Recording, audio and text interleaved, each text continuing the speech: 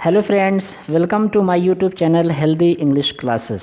Friends, आज हम लोग UP board class 12 English subject के अंतर्गत पोइट्री सेक्शन की फिफ्थ पोएम चैप्टर फिफ्थ जिसका नाम है एलिमेंट, इस पोएम का अध्ययन करेंगे।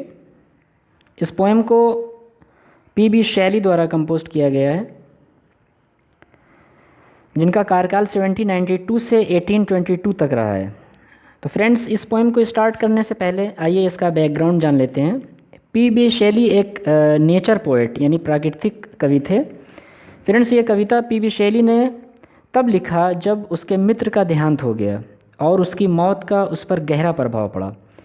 उस समय पी.बी. शैली की एज लगभग 30 वर्ष के आसपास थी। उस समय वो समाज से भी दूर हो गया और उसे अकेला रहना पसंद था। शैली ईश्वर को भी नहीं मानता था, इसलिए वो पूरी तरह से दुख में डूब गया और ये कविता उसने तब लिखी जब वो पूरी तरह से दुख में डूबा हुआ था।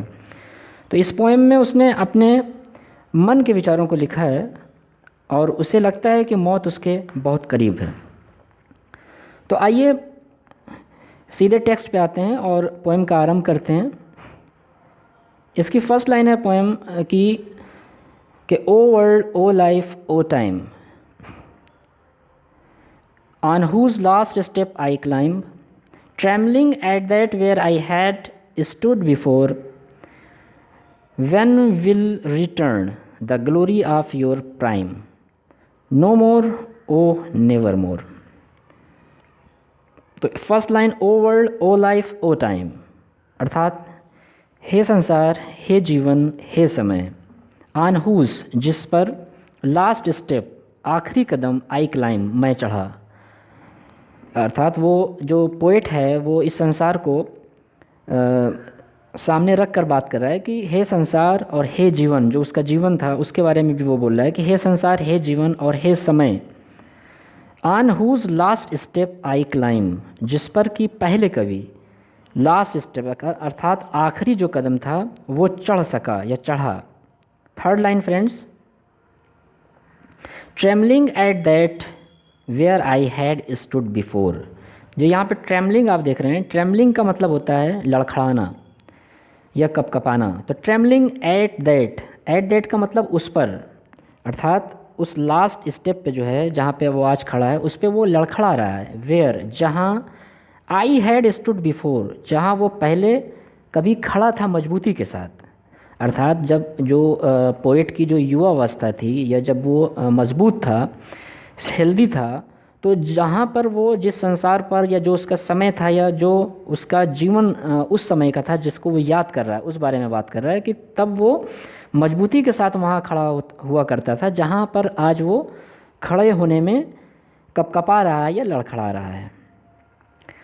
वेन विल रिटर्न, अब देखिए यहाँ पे लास्ट में क्वेश्चन मार्क लगा है। When will return the glory of your prime, वो पूछ रहा है अपने आप से कि वेन विल रिटर्न, कब वापस होगा, द ग्लोरी, वो वैभव, ऑफ योर प्राइम, प्राइम का मतलब होता है युवा अवस्था, यानी वो जो उसके युवा अवस्था का जो वैभव था वो कब वापस होगा, वो कब वो दिन आएंगे जब फिर वो मजबूती के साथ अपने पैरों पे खड़ा होगा। ये वो खुद से सवाल पूछ रहा है। और लास्ट में बोलता है इस स्टेंजा की लास्ट लाइन में कि नो मोर, ओह नेवर मोर, यानी नो मोर का मतलब अब नहीं, ओह नेवर मोर, ओह कभी नहीं। इसको एक बार फिर से देखते हैं फ्रेंड्स, इस स्टेंजा को। O world, O life, O time, हे संसार, हे समय, हे संसार, हे जीवन, हे समय, on whose last step I climb, जिस पर कि कभी मैं आखिरी कदम चढ़ा हुआ था। ट्रेमलिंग एट दैट, आज मैं वहाँ पर लड़खड़ा रहा हूँ। Where I had stood before, जहाँ पहले मैं मजबूती से खड़ा था। When will return the glory of your prime, तुम्हारे वो वैभव के, वो युवावस्था का जो वैभव था वो दिन, वो समय कब वापस होगा। नो मोर, अब नहीं, ओह नेवर मोर, कभी नहीं। उसके बाद इसका सेकेंड स्टेंजा है friends. Out of the day and night a joy has taken flight, fresh spring and summer and winter hoar, move my faint heart with grief, but with delight no more, oh never more।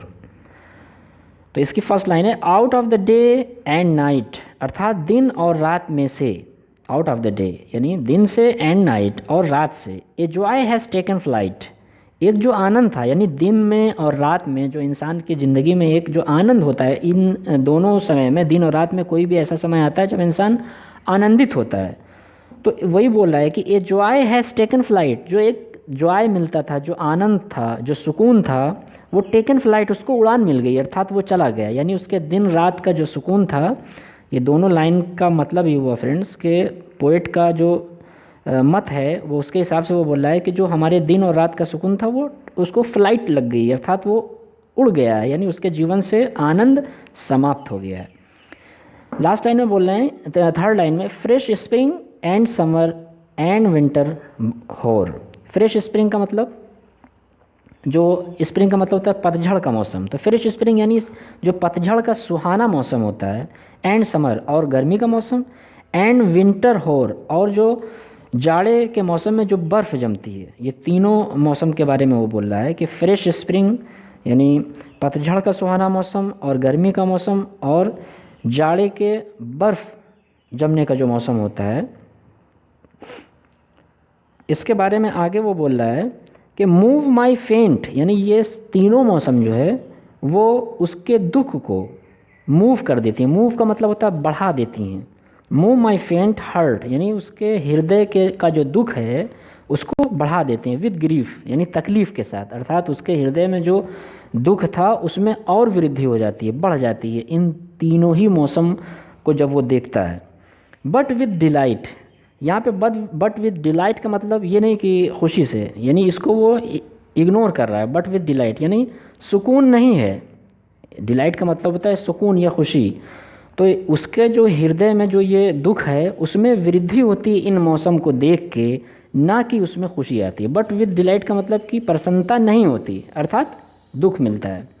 No मोर, अब नहीं, ओह never more, कभी नहीं, अर्थात वो अपने अंतिम जीवन में है, मौत उसके बहुत करीब है और उसको वो सामने रख के ये बात को कह रहा है कि ये सारी चीज़ें, यानी समर का मौसम होता है, जो स्प्रिंग का मौसम होता है और जो जाड़े का मौसम होता है विंटर, उसको देख के पहले जो उसके हृदय में जो खुशी होती थी वो अब नहीं होती, बल्कि उसके दुख में और वृद्धि हो जाती है। बट विद डिलाइट, लेकिन जो खुशी होती है वो खुशी उसको बिल्कुल नहीं मिलती। यहाँ पे नेगलेक्ट किया गया, इस लाइन को आप लोग ध्यान दीजिएगा कि जो ये दिया हुआ बट विद डिलाइट, इसका मतलब होता है कि आनंद नहीं मिलता और दुख में वृद्धि होती है। लास्ट लाइन है नो मोर, अर्थात अब नहीं, ओह नेवर मोर, कभी नहीं, यानी अब जो वो उसके वैभव के दिन थे जवानी के वो समाप्त हो गए और वो कभी भी वापस नहीं आ सकते हैं। तो फ्रेंड्स, इस प्रकार से ये पोएम एंड होती है। आशा करते हैं कि आपको पोएम अच्छी लगेगी। अगर पोएम पसंद आई हो तो इसे लाइक करें, शेयर करें, और चैनल पे जो भी सब्सक्राइबर, हमारे व्यूवर्स, हमारे स्टूडेंट्स नए हैं तो वो प्लीज़ चैनल को सब्सक्राइब कर लें, ताकि आगे आने वाली जो वीडियोस है आपके कोर्स से रिलेटेड इंग्लिश से, वो आपको मिलती रहे। तो रिक्वेस्ट है आप सभी व्यूवर्स से कि हमारे चैनल हेल्दी इंग्लिश क्लासेस को सब्सक्राइब कर लें और साथ ही बेल आइकन को हिट करें ताकि आपको नोटिफिकेशन नए वीडियो का मिलता रहे। तो मिलते हैं नेक्स्ट वीडियो में, तब तक के लिए फ्रेंड्स, जय हिंद, वंदे मातरम।